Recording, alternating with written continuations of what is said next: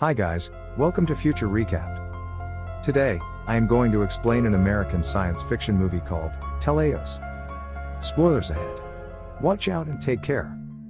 In the year 2038, genetic engineering has allowed the creation of GC people, a species that is physically superior to regular humans, and with controlled emotions.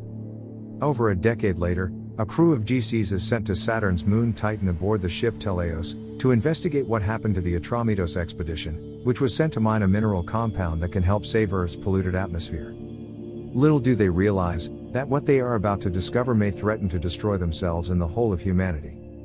In space, while the rescue crew is working on a mission, they are sent a welcome message from Earth by Nordum. He tells them that he trusts them that they will recover cargo, and he will send live transmissions after their arrival. During their conversation, they hear the system saying, detected elevated levels of methane gas. Then, Commander Lyndon asks the other crew member, Iris Duncan, to close the gap quickly. Then he asks Emma Anderson to access the ship's mainframe, but she says that there is no response.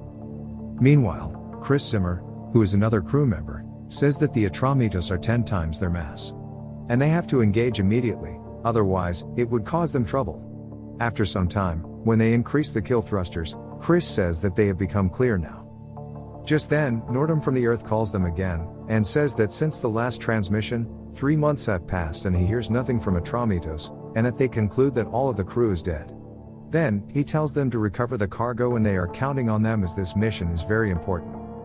After that, Duncan and other crew see the Atromitos captain's talk, in which he says that the crew has been working for the last couple of weeks, and the compound has been harvested and ready for transport. He then says that they are only 26 days behind the schedule, and once the crew clears the quarantine, they will be ready to go. After some time, the crew opens the ship door, and goes along with their guns outside. Commander Lyndon sees that the black box is forcibly removed, and the plants have grown into a jungle. There, he sees the humanoid robot girl, Lulu, and asks her about Travis O'Neill, who is the single survivor from Atromitos, to which she answers that she doesn't know about him. Meanwhile, Duncan finds O'Neill, and calls for other crew members. Then, Captain Lyndon asks O'Neill, that if he gives him any important information regarding their mission, they will appreciate it. But O'Neill does not reply. Captain Lyndon then tells Duncan that she is in charge of getting information from O'Neill from now on. Duncan then goes to O'Neill and tries to talk to him, but he does not respond to any of her talks. She then discusses his psychological condition with the crew, and gives a suggestion about the humanoid robot girl Lulu, to check O'Neill's behavior in her presence and absence.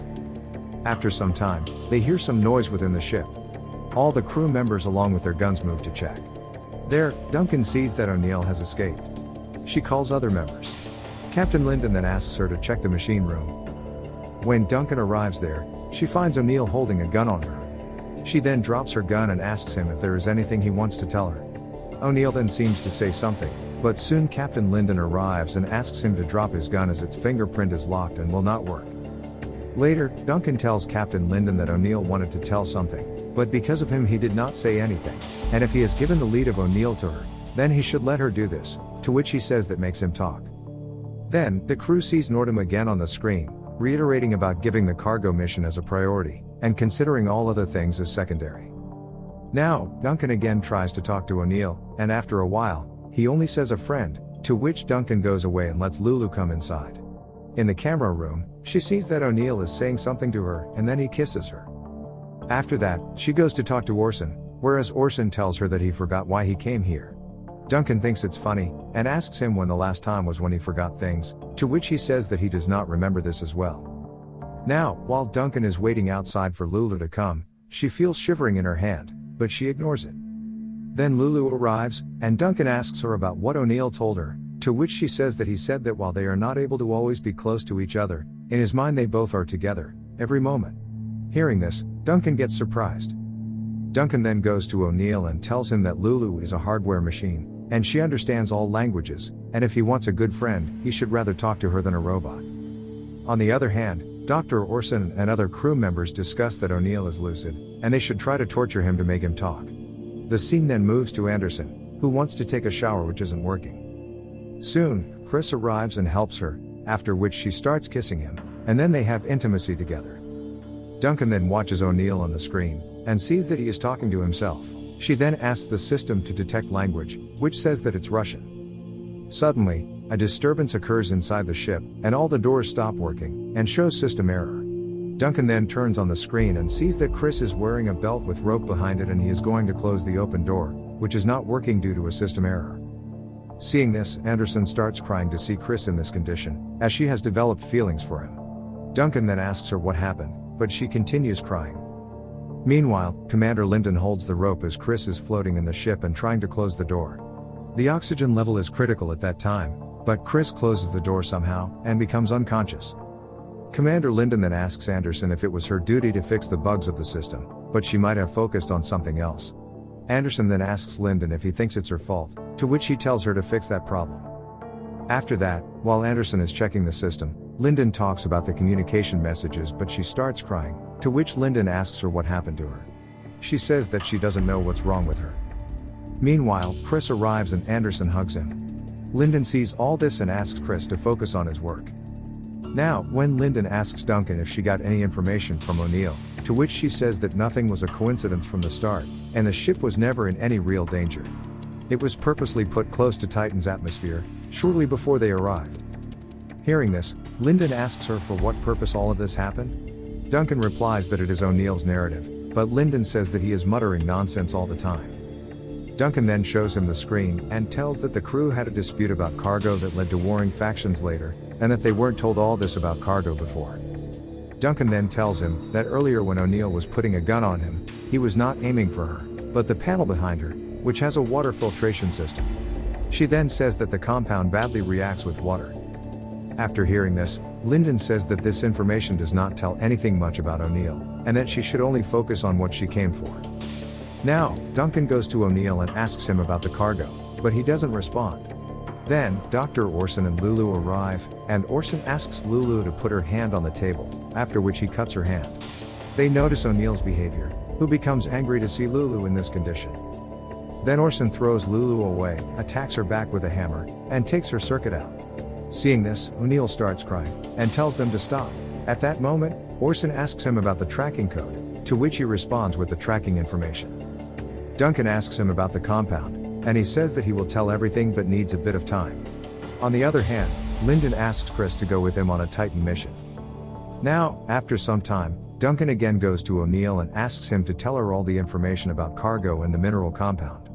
O'Neill tells her that they didn't know that when the compound makes contact with water, it could cause lethal effects, as one drop of the compound in their water system made all the water poisonous, which caused the death of the crew. He then says that they tried to contact Nordum from Earth, and he said that the compound was not what they thought it was. Nordum gave them a solution that there is a water filtration system in the ship which is Glencrest patent protected and can help eliminate the compound. Duncan then asks O'Neill how he could be the only survivor, to which he says that after Nordum gave them the solution, two sides emerged, and those who wanted to stop that compound from reaching the Earth were killed by the other group. In order to save himself, he then killed the other group. Now, on the other hand, Anderson again communicates with Nordum from Earth. He says that they inserted a tracking system in the DNA of all the crew, which is now manipulated, causing the crew members to lose control of their emotions, and soon they all will lose their minds. Hearing this, Anderson starts crying. Orson then says that they all are showing signs of losing emotions, and they should replace their blood with O'Neill's blood, to get rid of this problem. Then Duncan asks O'Neill about how many bottles of blood each of them needs, to which he says 2. She then says that it will kill O'Neill, as he will become short of blood, but later they all agree. While Orson is with O'Neill to take out his blood, Anderson tells the other crew members that she thinks that Orson wants to kill them all, and she reads some literature quote, after which Duncan realizes that it was not O'Neill who killed the other members in Atromitos, but it was Lulu. Then, they all run with their guns to kill Lulu and O'Neill. While Chris and Anderson are working on the system, Anderson confesses her love for Chris before she gets killed. Now, Lulu first kills Orson, and then she gets into a fight with Chris, finishing him as well. In the meantime, Duncan shoots Lulu from behind, and she ends up dead. Linden then grabs O'Neill and tries to kill him, but surprisingly Duncan kills Linden with the injection. She then tells O'Neill that she tried to control her emotions from the very start, due to which the DNA mutation did not affect her. O'Neill asks her why she did not kill him, to which she says that it is because he did not reprogram Lulu. She then asks O'Neill to go back to Earth and live his life, after which O'Neill commands the system, which says that it will take 2 years and 339 days to reach it.